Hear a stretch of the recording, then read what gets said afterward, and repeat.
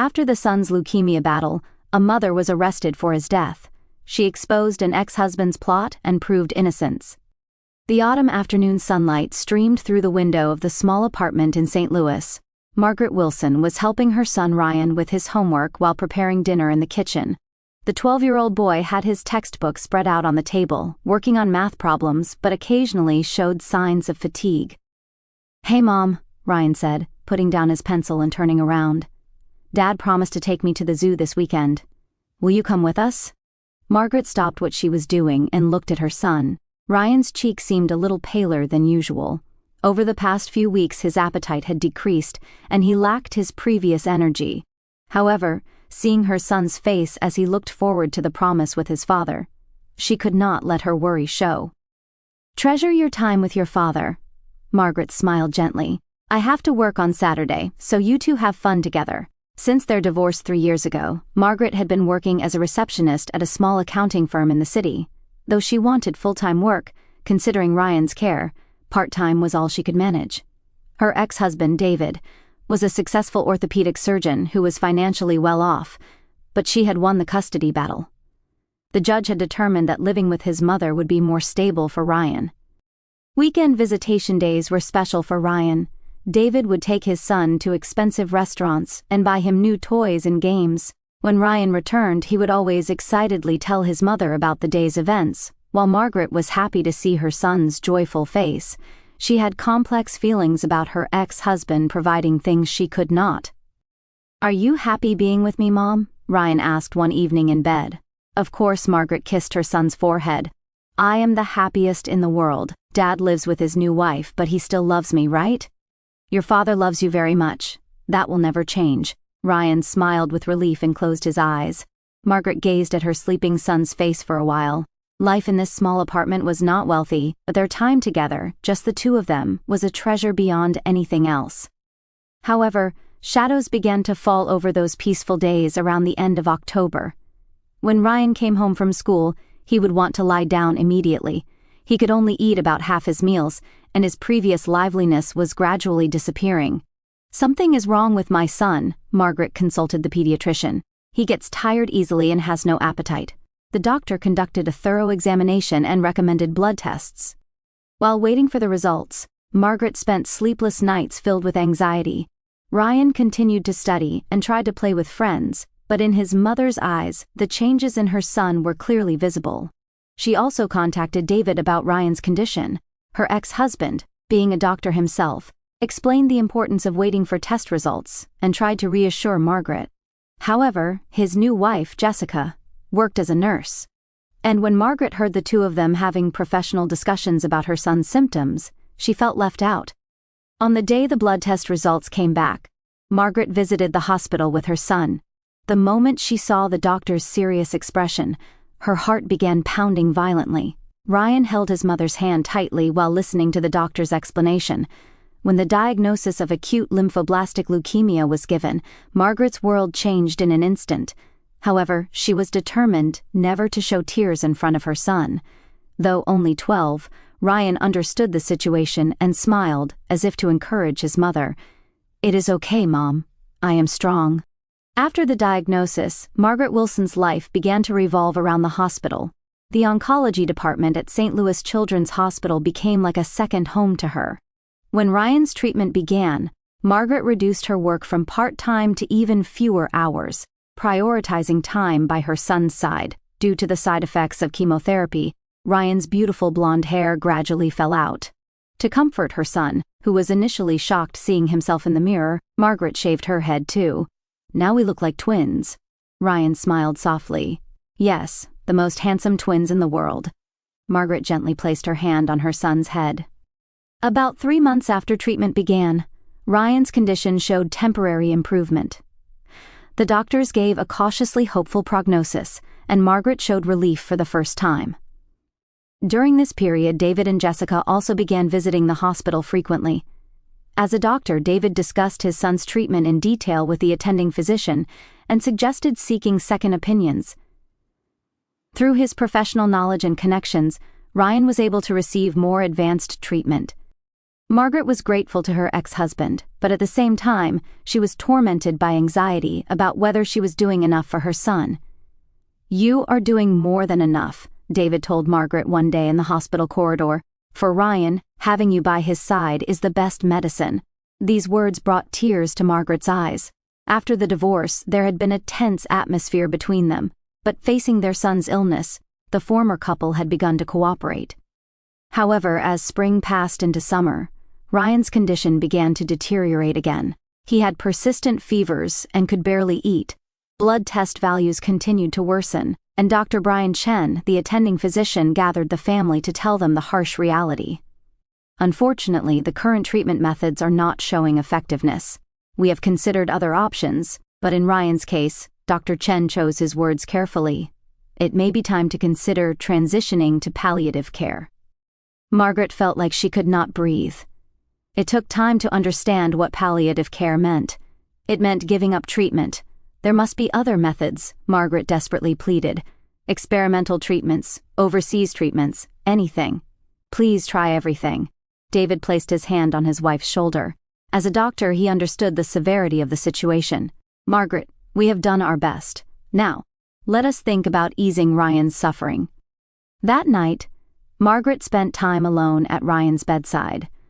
Her son slept most of the time due to medication, but occasionally woke up and smiled at his mother. "Mom, it hurts," Ryan said in a small voice. "I know, sweetheart. I will talk to the doctor." Margaret held her son's hand. "Let us get you stronger pain medication." The next day, Margaret consulted Dr. Chen about pain control. "Please stop my son's pain. I cannot bear to watch. Use stronger medication. Make it so he does not feel pain." The doctor showed understanding and promised to adjust the morphine dosage. However, Ryan's suffering continued. He would wake up in the middle of the night in pain, calling his mother's name, his voice echoing in the hospital room. David began visiting the hospital late on weekday nights, too. Between his busy schedule as an orthopedic surgeon, he made time for his son. However, due to visiting hour restrictions and the awkward relationship with his ex-wife, the time he could spend with Ryan was limited. One day, David was checking something at the nurse's station. As a doctor, he was using his position within the hospital to access his son's medical records. The nurses who saw this understood it was a physician worried about his son as a father. At the end of August, Ryan's condition rapidly deteriorated. He became unconscious for longer periods, and his waking hours grew shorter. Margaret stayed overnight at the hospital, never leaving her son's side. "Mom, if I go to heaven, will I be able to see Grandpa?" Ryan asked in a weak voice. "I am sure you will." "Grandpa is waiting for you," Margaret answered, holding back tears. "Will you come later too, Mom?" "Much later. After you have had lots of fun with Grandpa." Ryan closed his eyes with relief. During the first weekend of September, Margaret was spending time alone in her son's hospital room. David was supposed to visit on Saturday morning but could not come due to emergency surgery, except for nurses occasionally checking in. Mother and son spent quiet time together. "Mom, thank you." Ryan suddenly opened his eyes and said, "For doing so many things for me. I should be thanking you. Having you here makes me the happiest mother in the world. I was the happiest son in the world, too." Those were the last words Ryan left for his mother. The 12-year-old boy quietly passed away. Margaret continued holding her son's hand, remaining in the silence where time seemed to stop. When the nurse entered the room and confirmed Ryan's death, Margaret finally accepted reality. She kissed her son's forehead and held his small body. David received the call just after finishing surgery. When he rushed to the hospital, everything was over. He stared at his son's body, deeply regretting that he could not be there at the final moment. On the day of the funeral, many people gathered to remember Ryan. Margaret wore a black dress, quietly treasuring memories with her son in her heart. David and Jessica also attended, and her ex-husband spoke about his love for his son in a eulogy. 3 weeks had passed since Ryan's death. Margaret Wilson was trying to gradually return to daily life while facing the reality of her son's death. She had returned to work at the accounting firm and begun living alone in the empty apartment. On a Tuesday evening in October, Margaret finished work at 4 o'clock as usual and headed home. The autumn sunlight was already beginning to slant, casting long shadows across the apartment parking lot. The moment she got out of her car, she noticed 2 patrol cars parked in front of her apartment. Her heart began pounding violently. Had some incident occurred? Maybe a neighbor had been in an accident? Margaret hurried up the apartment stairs. "Are you Margaret Wilson?" When she turned around, she saw two people in dark navy suits walking toward her. One was a tall man, the other a woman. "Yes, that is me," Margaret answered with a confused expression. "Is something wrong?" The tall man stepped forward. "I am Detective Harris. This is Detective Martinez. We have some questions for you. Is there some incident in the neighborhood?" Margaret looked around. "Is there something I can help with?" The two detectives looked at each other. Detective Harris took a deep breath. "Margaret Wilson, you are under arrest for murder." Margaret's mind went blank. She thought she had misheard. "Excuse me, what did you say?" "Murder charges," Detective Martinez said, taking out handcuffs. "The victim is your son, Ryan Wilson." Margaret felt her knees about to give way. She put her hand against the apartment wall to support herself. "That is my son. He died of leukemia. In the hospital there were doctors and nurses. I did not do anything." Detective Harris continued in a calm tone. "Blood tests performed after Ryan's death detected lethal amounts of muscle relaxants. This drug does not occur naturally in the body. It was intentionally administered." "Muscle relaxants?" Margaret shook her head. "I do not know anything about that. I have never even touched such a thing. It is a drug that is difficult for non-medical personnel to obtain," Detective Martinez explained. "However, your ex-husband is a doctor and had access to the hospital." "David?" Margaret was confused. He loved his son. He would never do such a thing. "We believe you carried out euthanasia because you could not bear to see your son suffering," Detective Harris said. "We also have recordings of you pleading with doctors at the hospital to stop my son's pain." Tears filled Margaret's eyes. "I was just asking them to reduce my son's pain. I meant regular pain medication. I never once thought about killing him." "Put your hands behind your back," Detective Martinez ordered. "Please wait," Margaret desperately pleaded. "This is a mistake. I loved my son. I loved him more than anything in the world. It is absolutely impossible that I would harm my son." But the cold handcuffs were placed on her wrists. She could see neighbors watching from their windows. Margaret felt dizzy with shame and despair. "You have the right to remain silent." Detective Harris began reading her legal rights. "Anything you say can be used against you as evidence in court." Margaret was listening but not listening to the detective's words. In her head, her son's last words kept repeating, "I was the happiest son in the world too." On the way to the patrol car, Margaret looked back. She saw her apartment door open with uniformed police officers going inside. "We also have a search warrant," Detective Martinez explained. "We are conducting a search for evidence." "Evidence?" "There is no evidence in my house," Margaret said in a trembling voice. The journey to the police station felt short. While being led to the interrogation room, Margaret felt the gazes of the surrounding police officers. In their eyes was the cold stare of people looking at a mother who killed her own child. "Please call a lawyer," Margaret said in a shaking voice. "I need a lawyer." Detective Harris nodded. "Of course, but before that, we would like you to hear the results of the house search." 30 minutes later, Detective Martinez returned to the interrogation room. In her hands was a small bottle in a clear plastic bag. "This was found in your bedroom closet in a box in the back." Detective Martinez placed the evidence on the table, an empty bottle of muscle relaxant. "The label is still there." Margaret stared at the bottle. It had the name of a drug she had never seen before. "This is not mine." She shook her head. "I have never seen it. I do not know why it is in my house." "Is there anyone besides you who could enter your house?" Detective Harris asked. Margaret thought, "My ex-husband David has a spare key for emergencies." But he would not. "Are you saying your ex-husband killed your son and is trying to frame you?" Detective Martinez frowned. "No, that is not." Margaret was confused.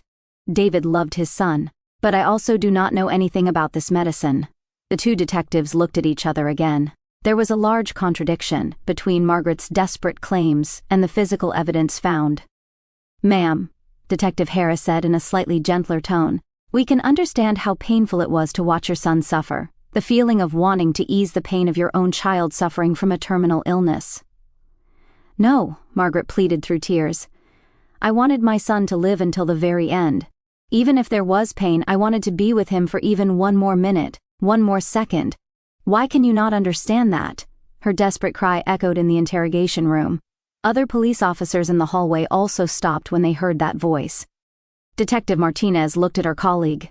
There was genuine anguish in the mother's voice that could not be faked. However, the evidence was clear. The blood test results, the drug bottle found at home, and the recorded plea to stop her son's pain. We will refrain from further questions until your lawyer arrives, Detective Harris said. Margaret buried her head in her hands and sat down. Not only had she lost her beloved son, but now she was being falsely accused of killing that very son. Could there be any greater despair? The clock on the interrogation room wall pointed to 8 o'clock in the evening. Rain had begun falling outside with raindrops streaming down the window glass. Margaret stared beyond the window while remembering Ryan's smile. Please tell us the truth, ma'am, Detective Martinez said finally. For your son's sake, too, you should tell the truth. The truth is, Margaret looked up and said, that I loved my son. That is all there is. The two detectives left the room. Margaret was left alone in the cold interrogation room. Margaret was released on $50,000 bail. She used her son's life insurance money to hire a lawyer and desperately tried to prove her innocence. Her assigned attorney was Linda Fisher, an experienced female criminal defense lawyer. This is a case prosecuted on circumstantial evidence alone, Attorney Fisher explained to Margaret in her office. Blood test results, drugs found at your home, and recorded statements. However, there is no direct eyewitness testimony. I am innocent, Margaret pleaded through tears. I loved my son. I never thought about killing him.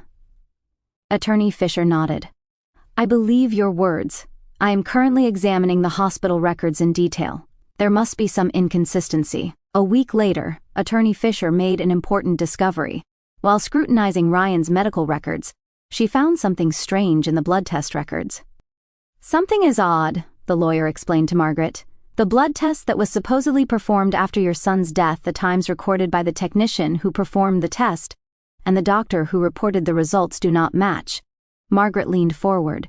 What do you mean? The blood test technician recorded completing the test at 3 o'clock post-meridium. However, the report stating that muscle relaxants were detected was written with a 1 o'clock post-meridium timestamp. The post-mortem test results were created before the test was actually performed. Based on this discrepancy, Attorney Fisher began interviewing the hospital nurses. Emily Cha, the nurse who witnessed Ryan's final moments, gave important testimony. On the day Ryan passed away, his mother was alone in the room, Emily testified. His father could not come due to emergency surgery. But there was something strange. What was it? Attorney Fisher asked. After Ryan died, Dr. Chen immediately ordered blood collection. Normally, we get family consent first, but that day was different. He said special testing is needed. Dr. Chen said that, yes. Also, the blood test results came back faster than usual. Normally it takes several days, but the next day we had results. Based on this testimony, Attorney Fisher began investigating Dr. Chen. Then a shocking fact came to light. Dr. Chen and David Wilson were college classmates and continued to maintain a close relationship. This is not a coincidence, Attorney Fisher reported to Margaret. We need to investigate the relationship between your ex-husband and Dr. Chen. Investigation by a private detective revealed even more shocking facts. After the divorce, David harbored deep resentment toward Margaret. Losing custody had wounded his pride, and he felt strong dissatisfaction about the limitations on his time with his son. The detective gathered testimony from David's colleagues. Dr. David truly loved his son, but his resentment toward his ex-wife was also deep, testified an orthopedic surgery nurse. After his son died, he was bitter, saying, "Margaret monopolized my son, and I wanted to spend more time with my son." Decisive evidence was found in David's office. His computer's search history contained massive amounts of keywords like muscle relaxants, undetectable drugs, and falsifying blood tests. However, the biggest breakthrough in uncovering the truth came from an unexpected source, Dr. Chen's pangs of conscience. One night, Dr. Chen visited Attorney Fisher's office. His face was pale and his hands were shaking. "I have done something irreversible," Dr. Chen said in a trembling voice. "David was threatening me." "What do you mean?" Attorney Fisher asked. 5 years ago, I committed medical malpractice. I overlooked a patient's drug allergy and caused serious side effects. David helped cover it up.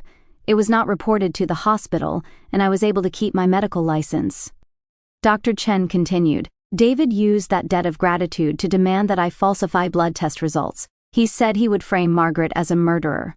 Why would he do such a thing? He had lost normal judgment due to the pain of losing his son and his resentment toward Margaret. He said it was revenge for monopolizing my son. I tried to refuse, but he threatened to expose the medical malpractice. Dr. Chen's confession revealed the full scope of the conspiracy. After his son's death, David had Dr. Chen create false blood test results. Then, using his spare key, he broke into Margaret's home and hid the empty muscle relaxant bottle. Further investigation revealed that David had illegally obtained muscle relaxants from the hospital's pharmacy department. He had abused his position as a doctor to falsify records and steal the drugs. The recorded statement, "Stop the pain," was also misused by ignoring the context. Attorney Fisher explained. A normal mother's words upon seeing her son's suffering were interpreted as motive for murder. When new evidence was submitted to police, the investigation took a dramatic turn. Based on Dr. Chen's testimony and physical evidence, David Wilson was arrested. At the moment of arrest, David resisted violently. I loved my son. Margaret was monopolizing my son. I had more right to spend time with my son. His new wife, Jessica, was deeply shocked by her husband's arrest. I cannot believe it. David's love for his son was real, but I had no idea his resentment toward Margaret was so deep. After learning the truth, Jessica immediately began divorce proceedings.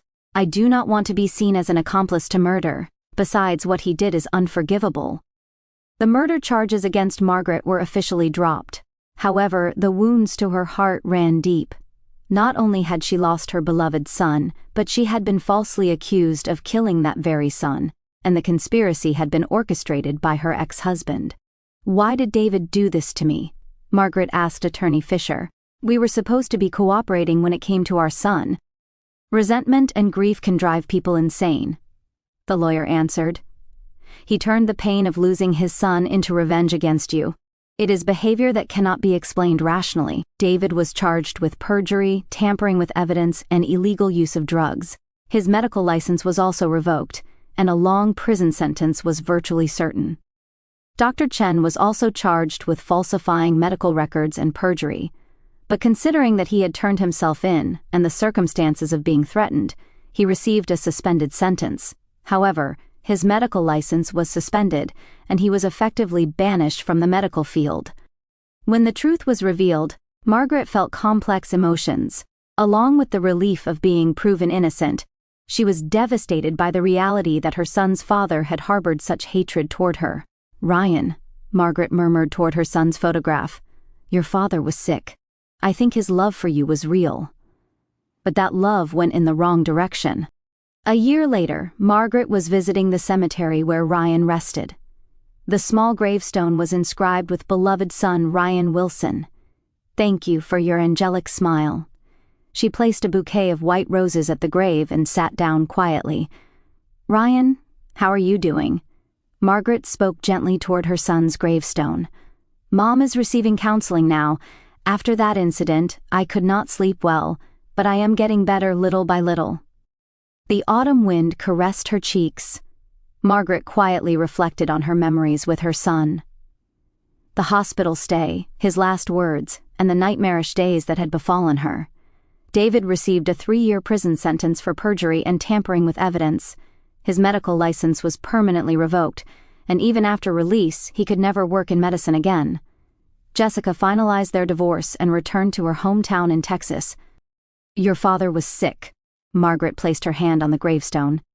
I think his love for you was real, but that love became twisted. It is sad. Dr. Chen received a medical license suspension and now works in research at a medical equipment manufacturer.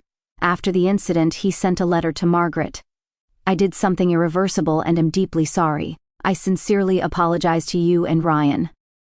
Margaret wrote back to that letter. You were also a victim. I can understand succumbing to David's threats. I am grateful that you told the truth. From across the cemetery, she could see a young mother walking hand in hand with a small boy. The boy was about Ryan's age, talking happily to his mother about something. Margaret smiled. "Seeing that child reminds me of you," Margaret murmured. "You used to hold my hand the same way and tell me all sorts of stories." After the case was resolved, Margaret received support from many people. Her colleagues at the accounting firm welcomed her back warmly, and the apartment residents continued to treat her the same way. Most of all, encouraging words from the hospital nurses who had fought alongside her during her son's illness touched her heart. "Ryan's mother's love was genuine," said Nurse Emily. "That child was able to remain peaceful until the end because his mother was there with him."